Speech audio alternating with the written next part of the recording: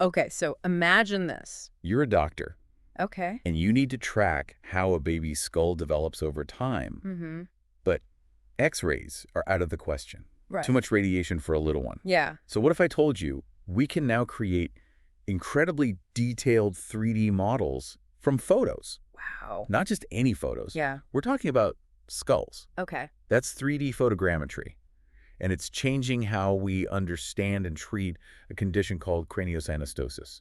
What's so cool about this is we're using something everyone knows, photography, in a way that's incredibly precise and safe for these babies. We're talking measurements on a whole new level here. Definitely. We're diving into an article from the Journal of Craniofacial Surgery, Okay. all about how this technology is changing the game. Right. But for those of us who don't speak medical journal fluently, what exactly is craniosynostosis? So basically, it's when the bones in a baby's skull fuse together too early. Ah, Think of the skull like a puzzle. okay. It needs those gaps to allow the brain to grow. Great. When those pieces fuse prematurely, Mm-hmm. it can lead to an unusual head shape Yeah. and sometimes even cause developmental issues. That makes sense. Yeah, And that's where our trusty 3D photogrammetry swoops in to save the day. exactly. Instead of relying on those old school calipers. Right. Which, let's be honest, are about as helpful as measuring a mountain shadow when you want to know its true shape. Yeah. We're now creating these intricate 3D skull models, all from a series of photographs. It's amazing. And the best part is that it's completely radiation-free, Huge win. especially when we're dealing with infants. We've gone from clunky tools and potentially harmful radiation Right. to a safe and sophisticated system Incredible. that captures the skull in all its 3D glory. I know. It's amazing what they can do now. But how does this actually help doctors treat craniosynostosis? Well, we're not just talking about taking a snapshot of the skull. Okay. We can now track its growth over time, Wow. measure its volume really precisely. Okay. We can even use these models to compare different surgical techniques and see which ones lead to the best outcomes for these kids. Now you've got my attention. Yeah, We're talking about a level of detail that was previously unimaginable. for sure. I'm curious. Yeah. What are we actually measuring here? And why does it matter so much? One of the most important things we look at is intracranial volume, Okay. or ICV. Yeah, basically think of the skull as a container for the brain. Okay. ICV tells us how much space that container has. Gotcha. And this is important because it's directly related to how much room the brain has to grow and develop. That makes sense. Yeah. So we're not just talking about whether a baby's head is a little flat or round here. No, not at all. We're talking about the actual capacity for brain growth. Exactly. Okay. And this is where it gets really interesting. Okay. You'd think there would be a straightforward link between craniosynostosis, Right. those bones fusing too early, Yeah. and ICV, Okay. but it's not that simple. Really? Yeah, the research isn't so clear-cut. So we're not just measuring to confirm what we already know. No. There are still some mysteries to solve. Absolutely. Interesting. Yeah, some studies show that kids with certain types of craniosynostosis might actually have smaller ICVs, which makes sense, right? Yeah, less space for the brain to grow. Exactly. But then other studies, like one by Seeberger and his team, Okay. they found smaller ICVs in boys Okay. with a specific type of craniosynostosis, Okay. but not in girls. Wow. So there's a gender difference. It seems so. Wow. And to make things even more interesting, Yeah. some research even points to larger ICVs in certain cases. Wow. Yeah, it's a real head scratcher. So we've got this incredible tool for measurement. We do. But the answers are anything but simple. That's science for you. Always keeping us on our toes. That's for sure. But that's what makes it so fascinating, right? Totally. 3D photogrammetry isn't just about confirming what we thought we knew. It's letting us ask better questions Okay. and get more detailed answers. I like it. Yep. So we can accurately measure ICV, Yeah. and we're learning that its relationship to craniosynostosis is more complicated than we first thought. It's true. What else can this technology do? Well, you know how I mentioned tracking growth over time? Yeah. This is where 3D photogrammetry really shines. Yeah.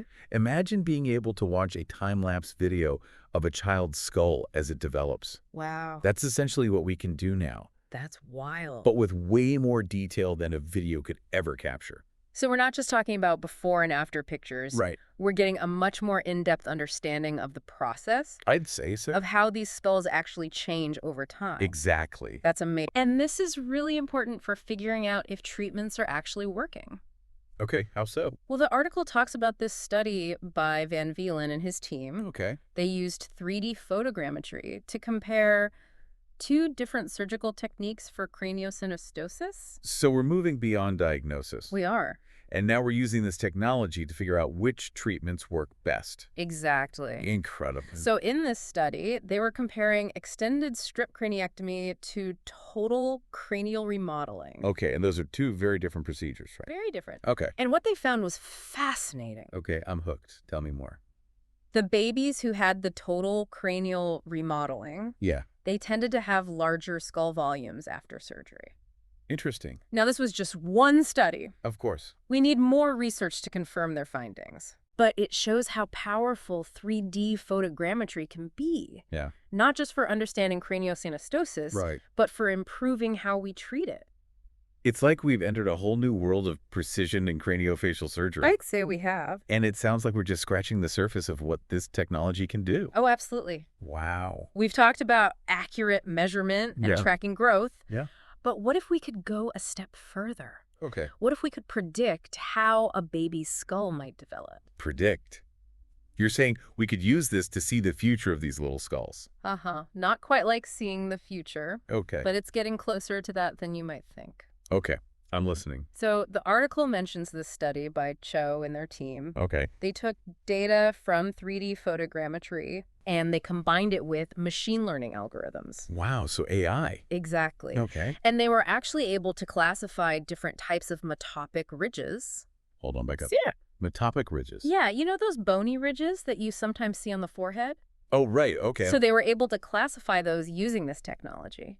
That's amazing. It is. But how does that translate to predicting how a skull might grow? Well, think of it this way. Okay. If we can teach algorithms to recognize and categorize these really subtle differences in skulls Okay. based on this incredibly precise 3D information, Yeah. then we could potentially use those same algorithms to predict how a skull might change over time. That's incredible. It really is. We could know which babies might need surgery later on and even create a treatment plan that's tailored for their specific needs. Precisely. This isn't just about treating craniosynostosis anymore, is it? No. This is about a whole new era of personalized medicine for these kids. I'd just say.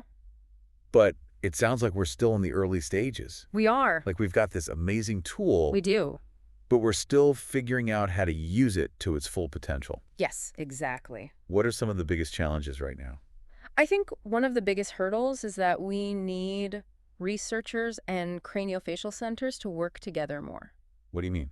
Well, think about it. Okay, Each hospital might only see a small number of these cases every year. that's true. If we want to unlock the true power of this technology, Yeah, we need more data. makes sense. And that means sharing data and knowledge. Okay, so more collaboration. Exactly. But I imagine that sharing medical data, especially for children, is tricky. Very true. Privacy is so important. Absolutely.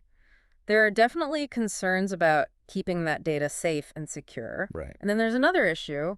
What's that? Not every hospital has the same equipment or expertise. Oh, right. Okay. So it can be tough to compare information from different places. It's like trying to solve a puzzle, but all the pieces are from different puzzles. Yeah, kind of. So we need to standardize the process more. Exactly. Make sure everyone's speaking the same language, so to speak. Yes, exactly. So it's not just about the technology itself. Right. It's about building a system around it. Yes. So it can be used ethically and responsibly. Exactly.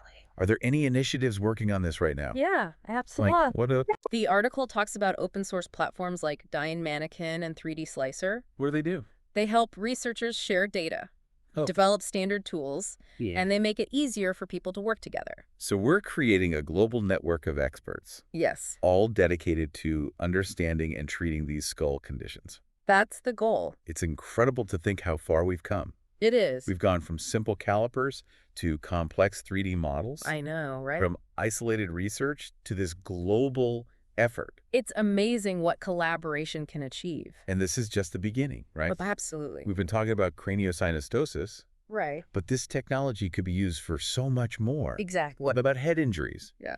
Or other skull conditions that affect people later in life? For sure. We could even study ancient skulls, Absolutely. learn more about Yeah. human evolution. It's Exactly. mind-blowing. It really is. So to everyone listening, What other secrets of the skull are out there waiting to be discovered? and how can we support these technologies while making sure they're used responsibly? Keep those questions coming. And thanks for joining us on this incredible deep dive.